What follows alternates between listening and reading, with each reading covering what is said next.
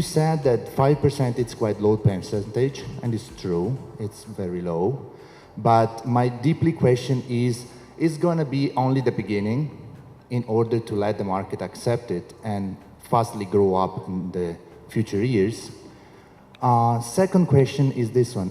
As it is really low percentage, I believe that the customer will see this one in a different way. The customer, as last person correctly said, will not see price plus VAT like normally does the companies. They will see a price, that's it, including VAT. So basically, what they will see, they will see an increase of 5% of prices. Well, it's quite easy that the market will request, okay, let's have the same price, VAT included. So basically, this will move the problem to all the companies that they will have to discount the VAT from the price they are selling in order to keep the same price. So what the last person was saying is correct. What will happen is that we will have an increase of price, and after we will have a reducing of price, and probably we will even go below the original price.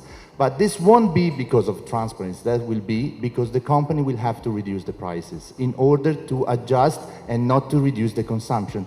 Because the previous person said correctly, it's not a tax that will affect one or two categories, it's going to affect everybody. So the entire market will rise up the 5% the prices. So my question is, what is your opinion about these two topics? Is 5% only the beginning? And the second question is, do you agree do you think that the market will basically ask, has 5%, it's a low percentage, to just include the VAT in the price that we were used to pay? Thank you very much. Yeah, just to share my thoughts on your first point, yes, 5% is the beginning. But to be very honest, we cannot say with any degree of certainty that will it move or go up further. It's all about a discretion within the government, or I would say FTA, Federal Tax Authority. But 5% is a lower rate around the world. So I would not be in a position to tell that yes, will it go or no. Just to share my experience of other countries, when I was in EU or other countries, yes, the rates would have been up and down as well.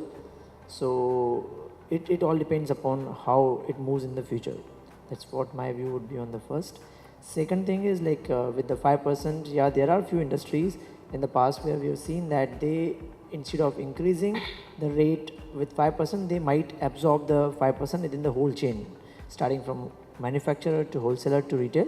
They might decide to absorb proportionately or depending upon their business terms, so that the end price might not increase. So it all depends upon the business decisions. So I agree with him completely. The only thing here, these taxes here are supposed to be GCC tax. So far, we know for sure that only Saudi Arabia and the UAE are implementing. So some of the other neighboring countries who are part of the agreement, it's not very clear when they're actually going to implement. So until that is clear, that may prevent Saudi and UAE from going further if the others don't follow. So I don't really know how that's going to play out. There is a regional element to that. It's not just a local one. It may impact the future plans. Can I just add to that a quick comment? I recall one of the slides from Nielsen's earlier speaker. Was it Sirwan? Yeah. The research, if you recall that slide, says that consumer actually is not likely to, start buying lesser of goods because of the 5% increase in VAT. Something that you said as well. Even for the 2-year window where, let's say, prices go up theoretically, as he pointed out, wherever a customer thinks I am treating myself, so an ice cream or a chocolate or possibly a sugary drink, my apologies, Tariq, on that. That's point number one, that customer doesn't seem to mind that. But second, if you think of eventually the post 2-year time phase, when the prices actually start coming down even lower than the pre-tax level, like my co-speaker said, the efficiency drive within the chain, the entire chain, will actually make sure that the prices come down. At the end of this, the customer is going to be the biggest beneficiary, right? So at the end of it, customer will actually enjoy better prices, hopefully. And to add to that, I don't think prices will go up by 5% directly. As per the experience of, I think, various articles I was reading, as per the past experience of implementation, the price increase which is passed on to the end customer is roughly 50%, around 50% of the VAT rate. So the increase which we should see here, and that is what has been projected in the IMF report. The projection is that inflation will increase from 2.2% to 2.9%. So the prices of commodities probably would go up by 2.5%. In some of the commodities, probably it will be absorbed by the retailers or the manufacturers, and this moderate increase should be absorbed by the customer. The customer should be, like in GCC market, purchasing power levels are higher, and it should be like people should be able to absorb it. And I'm not sure about if the prices will come down, because we are moving from a zero tax regime to a tax regime. Normally it comes down when a country had a traditional sales tax model, which they move to a VAT model, and they avoid double taxation.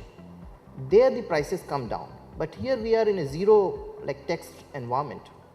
There was no tax, and from there we are moving to a tax environment. Prices has to increase, but I think economy would be able to absorb it. But the other benefit which businesses will have is, that's what I was saying, that because economy will become stronger, the government will reinvest the money back into the economy. That should drive further GDP growth, and businesses should see benefit out of it in future, in long run.